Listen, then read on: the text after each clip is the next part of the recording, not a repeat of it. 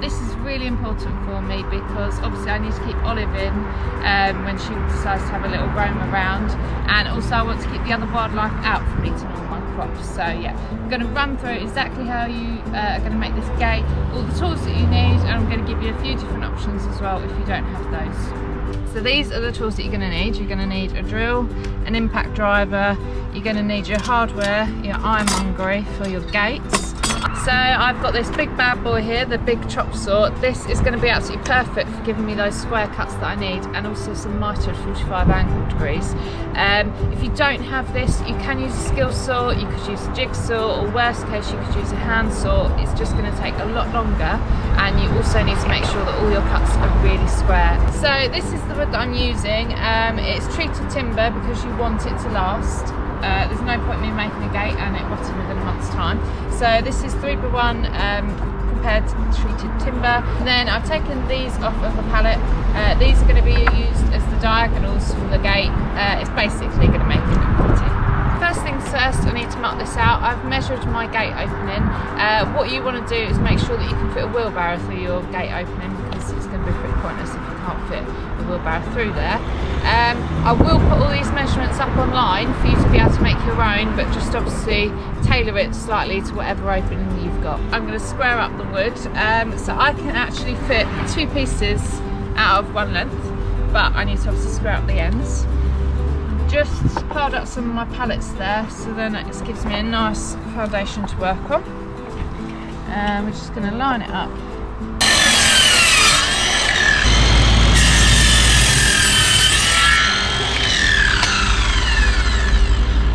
There you go, and now I'm going to measure it up. So I'm doing 880. If I can find my pencil. Oh, my glamorous assistant has got me on. Right, sweet, I'm doing 880.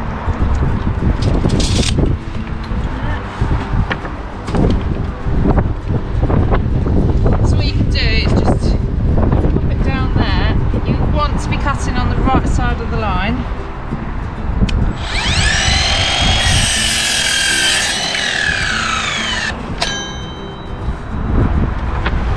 As you can see, I was a couple of millimetres away there, so I can just put it back in. It's always better to undercut than overcut.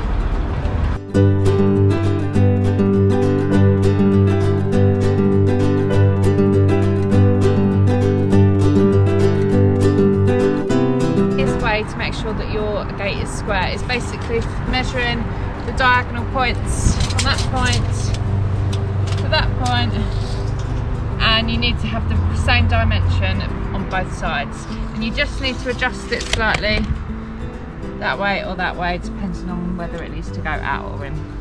So I've cut the frame of my wood, so I've got the vertical pieces at 900 and the horizontals at 880, so that's going to fit my fence posts that I've got in the ground already.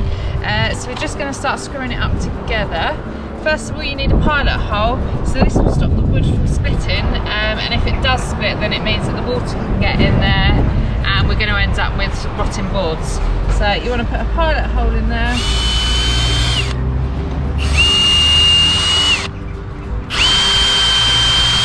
Going for 3 fixings.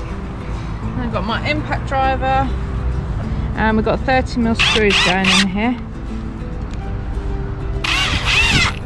As you can see, I'm not doing any fancy cuts on this or joints. This is purely so then everyone can do this at home. So I've just turned it over, and now I'm going to put this bar, a horizontal bar across here. So basically we need the 2 verticals underneath, and then the horizontals going on top. You want them all going the same way. So I'm just going to measure this down and find my pencil.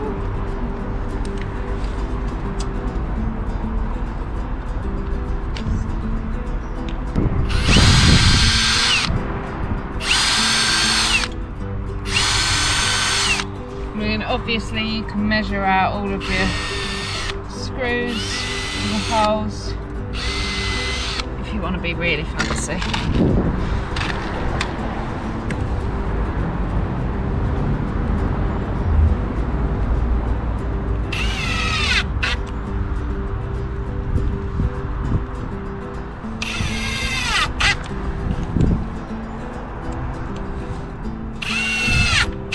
So obviously during the day I fit kitchens with my dad. However, I've got no qualifications in carpentry or anything like that. It's just what I've been taught as I've been growing up with my dad. So if I can do it, anyone can do it. So that is our basic gate. Could also be a photo frame.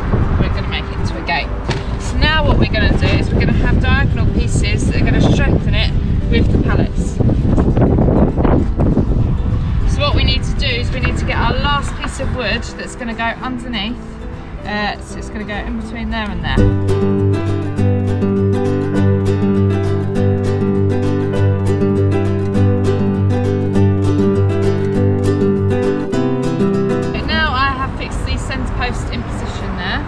So basically what we're going to do is we're going to cut these at a 45-degree angle and we're going to have them mitered so then they go all along there and that way as well. So obviously we need to attach them to the sides, the middle and even these bits. So at the moment these are on a different level.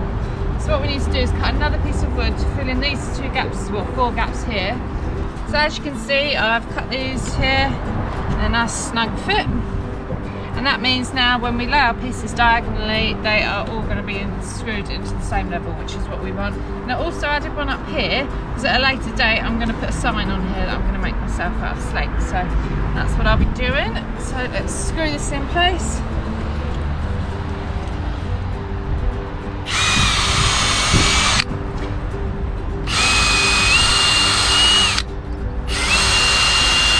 Not there. Now these don't need to be screwed in as well because what we're going to be doing is screwing the pallets to it as well.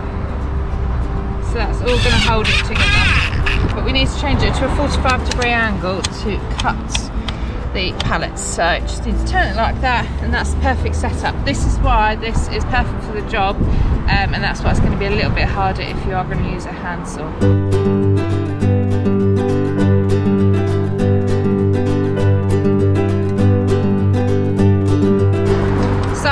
Centre line here and I've also cut some packers, so I'm going to do them 10mm packers. All the pallets are already cut down, so let's start assembling it.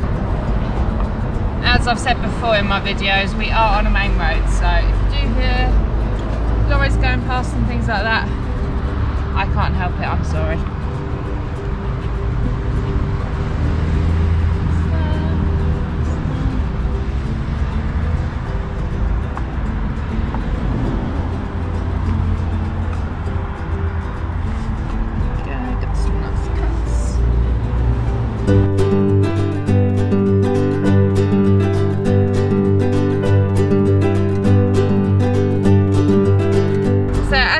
I've screwed them on through the middle. I haven't done the ends yet because these need to be cut off obviously. I haven't got enough pallets to do these ones yet, but the offcuts will then do these. And it cuts it all off evenly.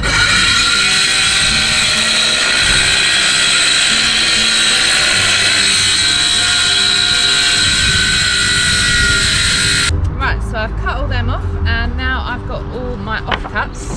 I have squared these, well, made them 45-degree, just so they're perfect. So now I'm just going to arrange them like that, back with the packers, and we're going to finish this off.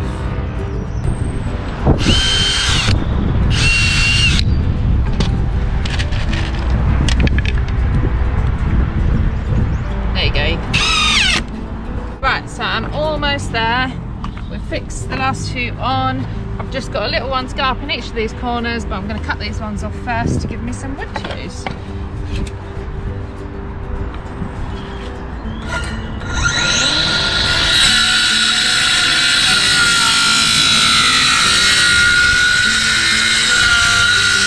And here it is, the finished product. So this is actually probably cost about £20 and that's including the ironmongery. It's almost finished. I'm just going to give it a quick sand with this cordless sander.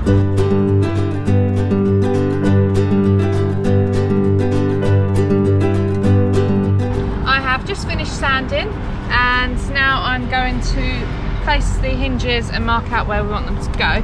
It's easy for you to fix the hinges this side and then level it all up between the gate posts and then fix it. So that's what we're going to do.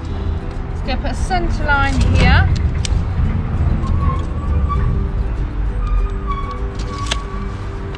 And that'll be where we want our hinge to line up with in the middle. This end, we're just going to have it so then the point there lines up with the edge of the wood. So that looks pretty good to me.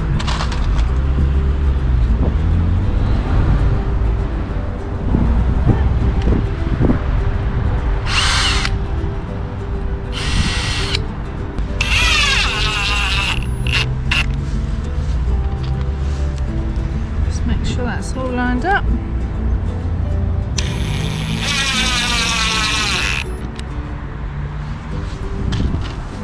There we have it.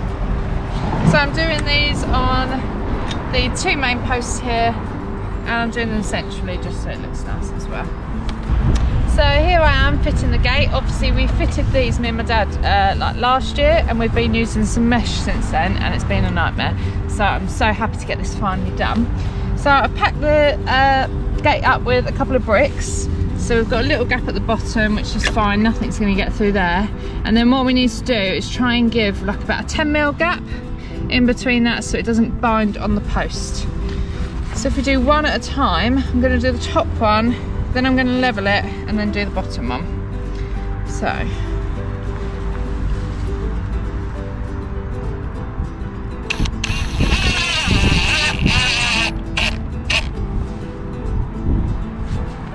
yeah, sweet, just need a bit of a bigger gap at the bottom there.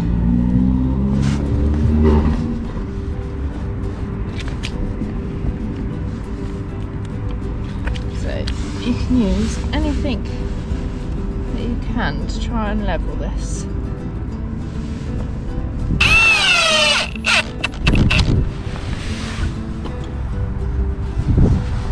And fingers crossed I did my dimensions right. Dun, dun, dun, moment of truth. Does it actually open? Yes it does. Look at that. Pretty pleased with that. I mean, literally 20 quid in materials. The tools are pretty basic as well, but they're all battery powered, so I can do all of it up the allotment. And look at that. Ta-da! So as I said, I'm going to share all the dimensions, everything with you so you can make your own. All the tools, the screw lengths, everything like that will be on the blog, and there'll also be some step-by-step photos. I'm going to give it a paint and then I'll show you a final photo. I'm really pleased with that, and it's been a long time coming as well. And here it is, the finished gate. I've really enjoyed making this, and it's been so easy with Ironhell's battery tools up the allotment. I'm looking forward to making the next project, which is how to make a beam frame. So stay tuned everyone, and thank you so much for watching.